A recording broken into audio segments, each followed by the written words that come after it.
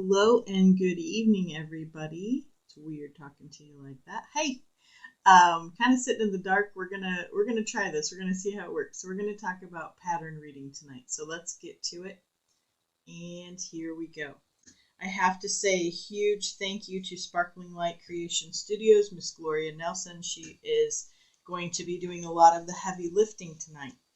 So you have started tatting. You know how to make a ring. You know how to make a chain. You know how to make some picots. You know how to join. Now you want to do a pattern. Well, how in the world do you do that? Well, we're going to go through this handout that she made, and we're going to talk about my favorite guy, Ringhead Joe.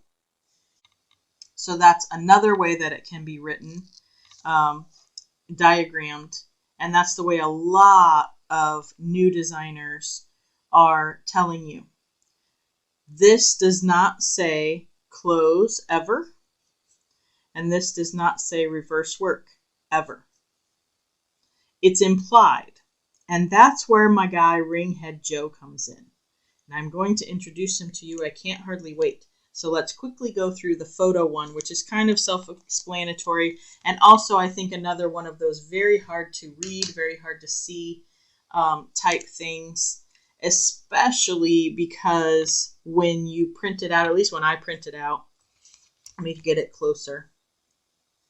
This is just taking an actual photograph of the tatting. This is our same design here, 5 picot 5 picot 5 with the 3 picots and 5 all around. That's the number of double stitches. And then you can see that there's 1, 2, is that showing up at all? Nope, I need to get a different color. Okay, let's try green. Maybe that'll show up if it's different enough. There you go. I'll make them super huge. Okay, so you can kind of see that that's 5 double stitches with a picot, and a joining picot. And that's written on the actual pattern. Like I said, it's really hard for me to see those a lot of times because when I print them out, they become all muddled together because my printer is printing the number on top of other colors and it's just sort of all bleeding in the paper. So this is probably my least of the more modern air quotes, of the more modern ways, my least favorite. But it is a way. So, like I said, most patterns now are this diagram method. So how am I to know if I'm supposed to reverse work or not? How can I know? Well, Ringhead Joe is my guy. I'm so grateful for Ringhead Joe. I'm so thankful that Gloria made him and introduced us to him.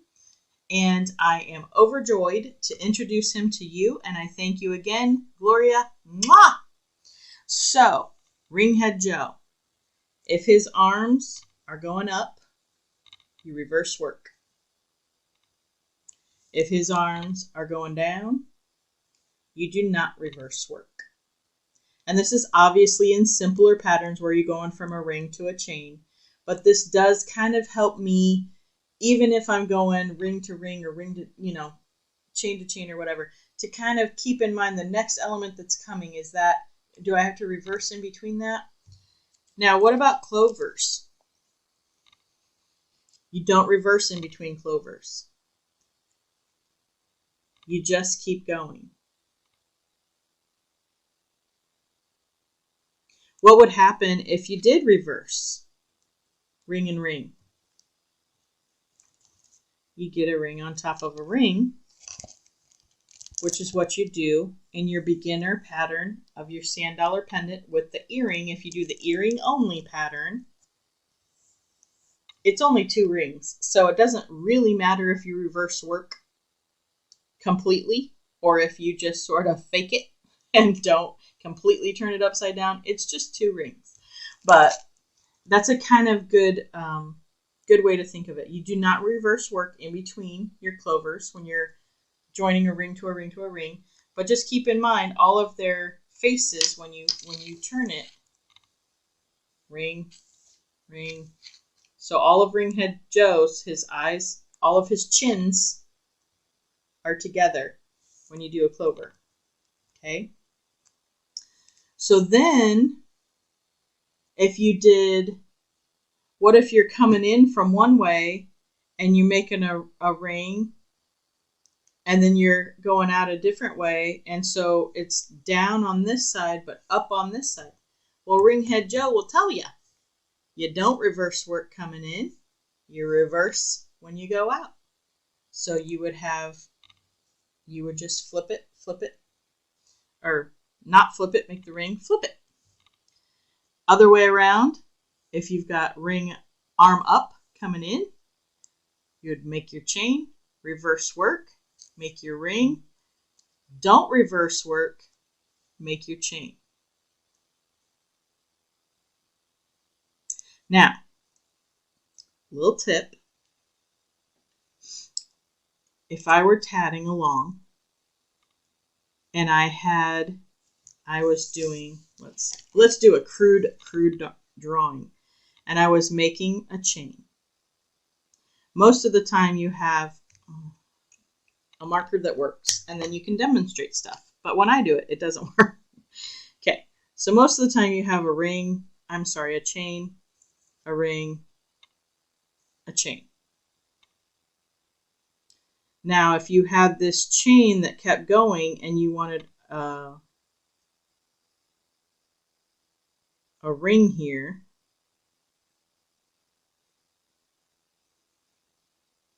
it's a very bad drawing because it's not showing what I want to show. Okay, let's forget that because it's going to confuse the issue.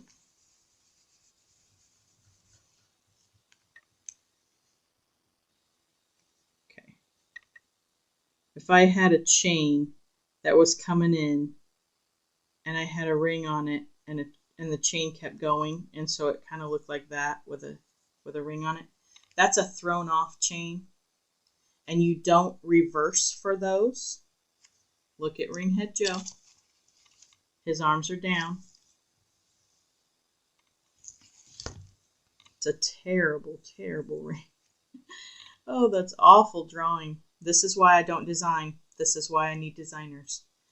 But if I looked at something like this, I would say, oh, that's a thrown off ring because I'm coming in from a chain. So I would have my hand wrapped for a chain. I would drop shuttle 1 that I had been using, pick up shuttle 2, wrap my hand for a ring, complete my ring, close my ring with shuttle 2, take shuttle 2, rewrap it around as shuttle 2 for a chain, and then keep going with my ring. So if you did this, this is all going to be blue thread. If this is my thread color, this is all going to be blue. So this is beginning pattern reading, so I don't want to go far down that path of thrown off rings and all that kind of stuff. But it's very simple like that. Hold on one moment.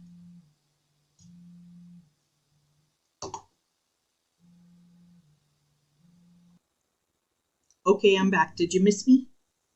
I was gone a long time. Jason called from lunch and surprised me because he doesn't normally call me this early. Anyways, back to patterns.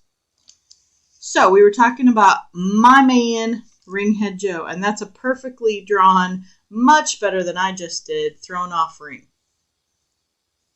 Because you'd have your chain coming in, thrown off ring, chain. Don't reverse in between.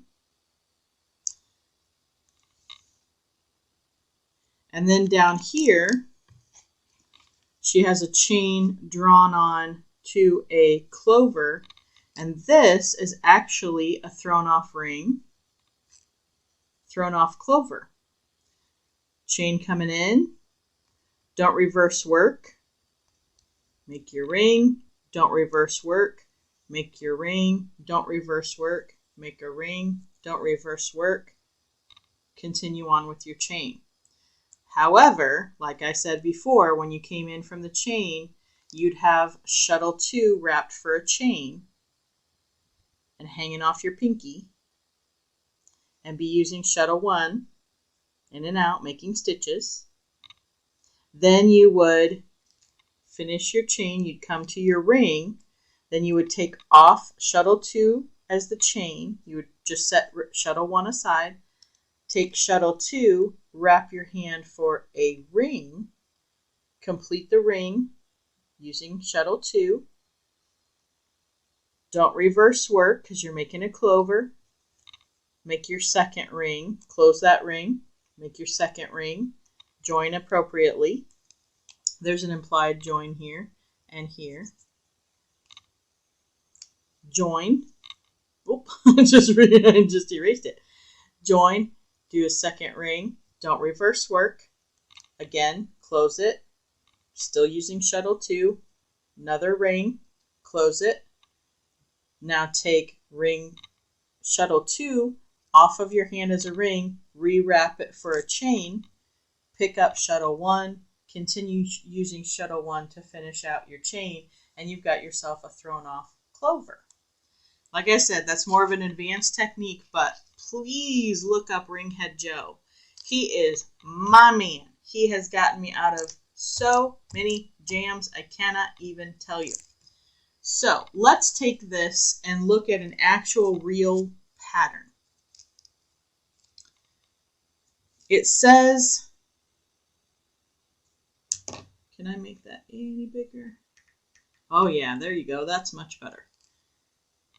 This helps me know where to start. If I looked at this, I wouldn't necessarily know where to start, but there is a start with this large ring. So you would make your large ring. Now this is another helpful tip from a spatially challenged person.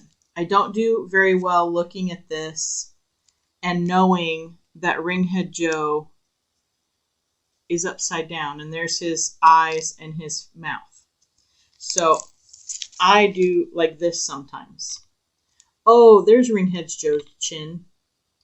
There's his eyes. See, there's an eye and a mouth. There's Ringhead Joe. There's Ringhead Joe. There's Ringhead Joe. And sometimes I do a really poor job of figuring that out. So I'll just turn the pattern. So let's see if I can do this in a split screen here. Arms up, reverse work. Arms down, do not reverse work. So I'm going to make my large ring. Arms up, I'm going to reverse work.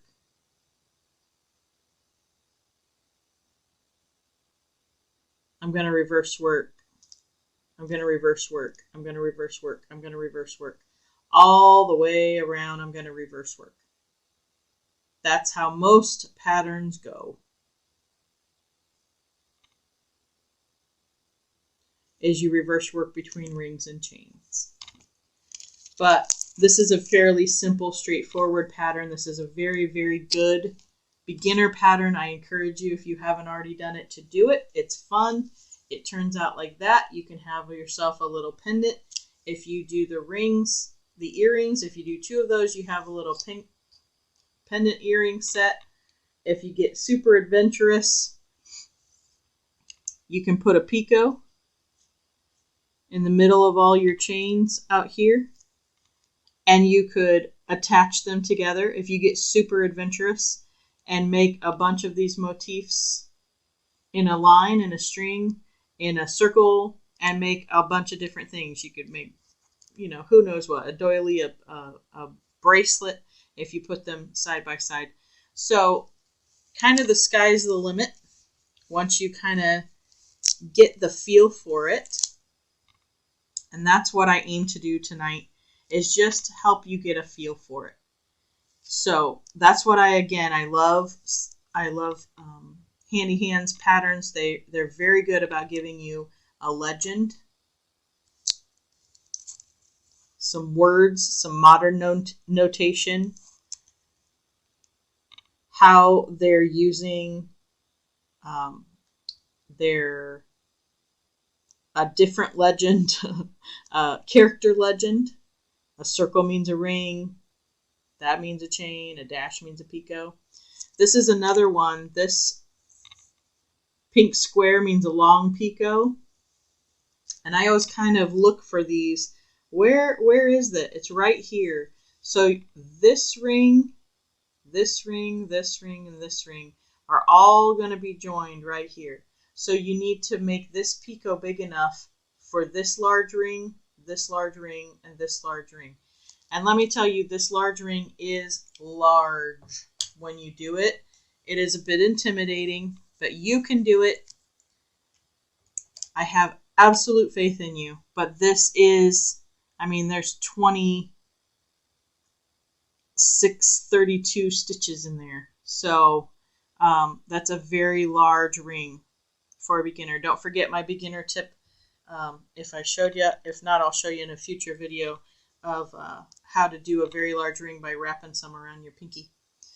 But we're not going to do that tonight. So you're going to reverse work pretty much in between all of these as you go around. So let's take a look at the tea towel. And again, they give you their legend. So again, SR means small ring, not split ring. CH chain, CL close. TF.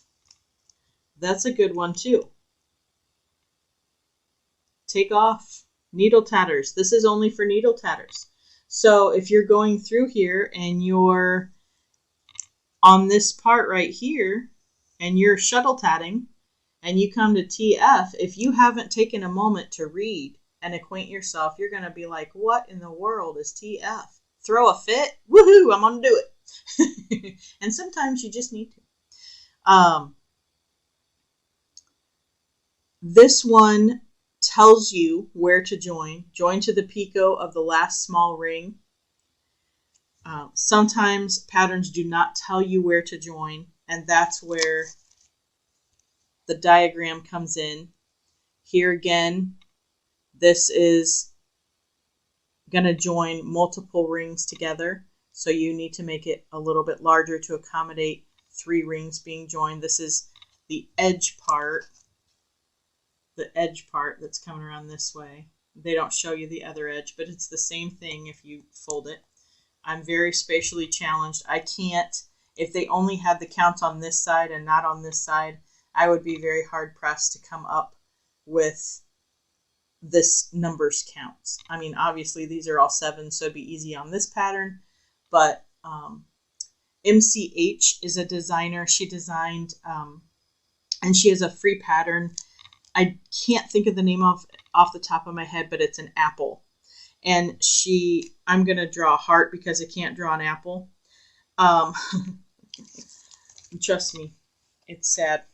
So she has and this is a good example because it's a symmetrical pattern, but she has the numbers and things on this side, and then this side is blank.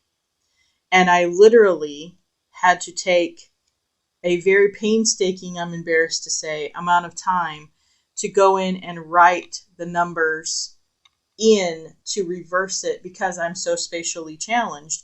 But because I did that, now I can do that pattern and I don't have my shorthand written out. I just use the pattern on that pattern. So as you go along, you will improve. So don't be hard on yourself. Don't be beating yourself up.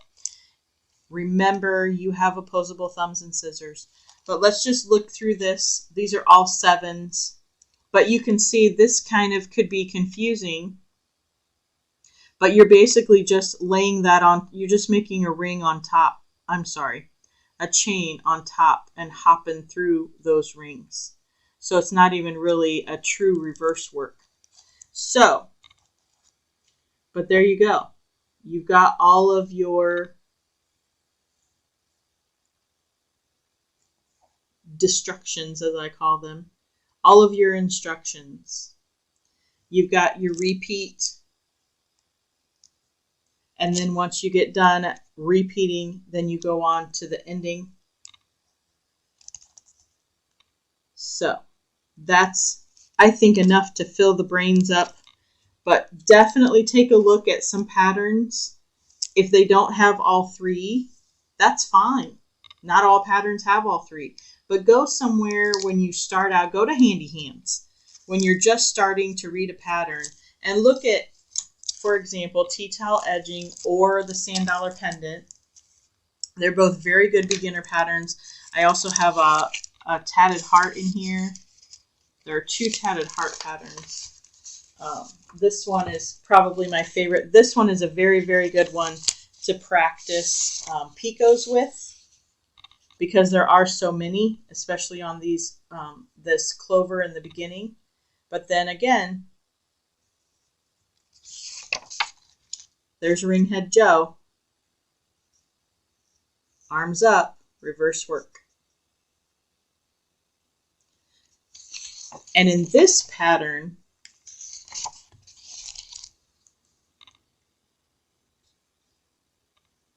it tells you on the side when to reverse work. But on the diagrams most of the time don't tell you. But this is a really good one to practice your picots. So if you wanted to get your picot gauges and watch the last video I made, or 2 videos ago, I can't remember, but watch the picot video, which if I think I'll have it flying in from over there. I'll put a link to it in the video. That's a good one to practice your picots with. And again, these are extremely large rings. These are 16 or 15 picots separated by 2 double stitches. So this is at least 30 stitches in there. Plus you got a beginning part of 12. So a huge, huge ring. So it's a good beginner though to practice those. You don't want to practice super huge rings in the very, very beginning, but it's a good one to see your reverse work and you're not. It has a picture, written words, and a diagram. Handy Hands is a really, really good resource to finding some of those beginner patterns like that where you have all of the elements that you need. So again, there are many ways to write a pattern. There are many ways to read a pattern. There are many ways to tat. Find your favorite. Find your method and do that.